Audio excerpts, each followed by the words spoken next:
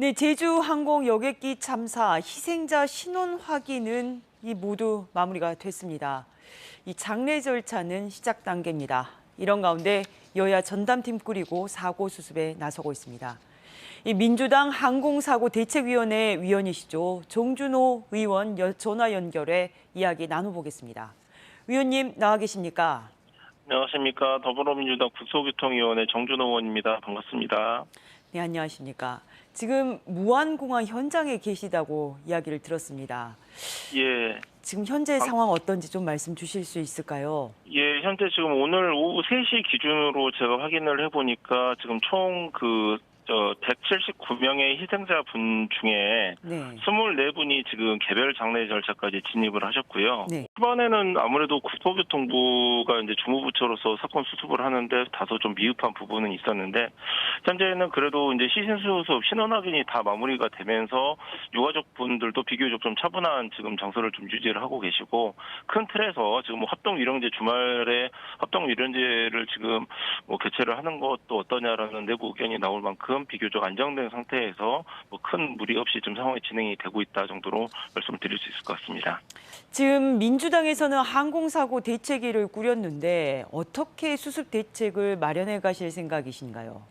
상황본부, 유가족지원본부, 그다음에 수습지원본부 이렇게 크게 세 가지 본부로 이게 나눠져 있어가지고 네. 소방 단계라든지 DNA 검사라든지 장례 지원 서비스라든지 사고 원인 규명이라든지 여러 가지가 이제 압축적으로 또 이게 동시에 진행되는 그런 특성을 갖는데, 저희가 이제 첫날부터 여러 가지 본부를 역할을 나눠서 역할 분담을 잘 하고 있다는 말씀을 좀 드리고 싶고요. 지금 현재 오늘 또 회의에서 나왔던 거는 이제 장례 지원 이후에 또 일상으로 이제 돌아가셨을 유가족분들이 좀 불편함이 없게 트라우마 치유라든지 개별 소송 지원을 이제 변협과 연계해가지고 진행을 한다든지 여러 가지 이제 꼼꼼하게 다양한 부분에서 좀 살피고 있다라는 말씀 조심스럽게 한번 드려봅니다. 알겠습니다. 사고 수습 먼저입니다. 그런데 이 원인을 밝히는 것도 굉장히 중요하겠죠. 원인 규명은 어떻게 이루어지고 있는지 먼저 현장에서 지금 보시기에 경찰이 오늘 무안공항 등 3곳에 대해 압수수색을 했다고 했지 않습니까? 지금 네. 어떻게 진행되고 있는 걸로 파악하셨습니까? 지금 미국 현지에서 10분의 지금 조사위원들이 추가 이제 파견이 돼서 현장 조사가 진행이 되고 있는데, 블랙박스와 같은 비행 기록 장치는 미국으로 보내고 현재 국내에 남아 있는 음성 기록 장치를 변환을 이제 완료를 해서 분석 절차가 이제 진행이 되고 있는 것으로 저희가 지금 알고 있습니다. 이거는 국토부 산하, 국토부 내 주무부처 내부의 이제 조사 단계고요. 경찰 관련된 수사가 오늘 진행이 되고 있는 것은 정비 불량이라든지 어떤 항공사의 그 귀책 사유라든지 이런 부분에 대해서 민형사상 책임을 물어야 되기 때문에 이제 사정 당국 차원에서 별도의 좀 조사 절차가 한꺼번에 같이 진행이 되고 있다라고 생각을 하시면 될 것 같고, 정치권에서는 유가족 측에서 이제 요청을 하셔가지고 여러 가지 중복된 여러 가지 상임위들이 참여하는 상임위 초월하는 좀 원인 분석 차원의 국회 원내 특위가 조만간 발족을 앞두고 있다 정도로 제가 말씀 한번 드려보겠습니다. 지금 국토교통위 소속이시잖아요. 예. 현재 국토부에서 규명해야 될 것들이 굉장히 많습니다. 그중 가장 하나가 로컬라이저입니다. 이 로컬라이저로 불리는 방위각 신설. 이 시설이 콘크리트 둔덕으로 만들어져서 사고를 키웠다는 지적은 계속되고 있는데, 국토부에서 지금 규명되어야 할 지점들이 무엇이라고 보십니까? 지금 규정 위반을 놓고 일단 따져보는 기준이 하나가 있을 수 있는데요. 네. 설계적으로는 이제 잘 부서지는 설계로 이렇게 설계가 되었는데, 시공 단계에서 이렇게 많이 들어보셨을 것처럼 콘크리트 둔덕 이제 시공이 이루어지면서 설계가 정반대 방향으로 시공이 이루어왔고, 그것 때문에 피해 규모가 어마어마하게 좀 확대된 거 아니냐라는 국민적인 의문이 있어서 이 부분에 이제 수정을 맞춰줘야 될 것 같습니다. 국토부에서는 지금 이제 사고 원인 규명과 관련해서 섣부른 지금 의견을 전혀 내질 않고 굉장히 좀 신중하고 조심스러운 모습을 보여주고 있기 때문에 조사의 진행 절차를 좀 한번 유념히 좀 지켜보실 필요는 있을 것 같습니다. 알겠습니다.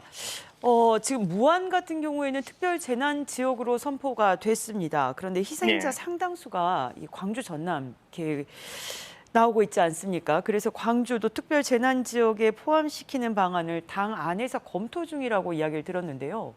어떻게 진행되고 있습니까?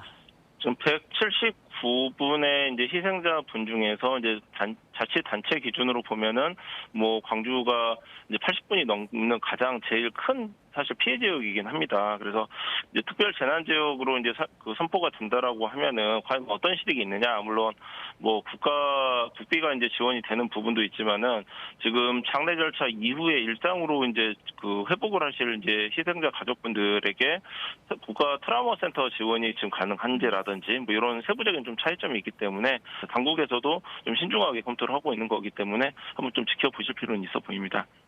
현장에서는 사실 유가족분들은 이게 트라우마다라고 말씀하시기 어려울 정도로 깊은 슬픔에 잠겨 있으실 것 같습니다. 유족분들께서 혹시 의원님께 이 부분이 너무 힘들고 이 부분은 절실하게 필요하다라고 혹시 요청하는 지점이 있습니까? 당장 지금 이제 장례 절차까지 진행이 되고 있는 이 과정에서 사실 저희 같은 경우에 있어서도 지금 공항 내부에 머물고 있지만은 공항의 그 출입문을 통해서 들어가 있는 활주로 내부 현장 상황을 저희가 세세하게 알 수가 없거든요. 우선 이 과정에선 조사 과정에서 수습 과정에서는 좀 정확한 좀 정보 공개를 요구하는 목소리가 가장 컸었고요. 그다음에 이제 아까 뭐 트라우마 관련된 말씀도 하셨지만은 좀 정신적 피해에 대한 그 부분을 호소하는 부분도 있기 때문에 이 두 가지 차원을 좀 나눠서 좀 유가족들에게 접근을 하고 있고 실제로 의견 교환을 좀 활발하게 교류를 하고 있다 이렇게 말씀 좀 드리겠습니다. 알겠습니다. 이 참사를 둘러싼 무분별한 가짜 뉴스도 생산되고 있습니다. 유가족 비방하는 내용들이 확산되고 있는데요.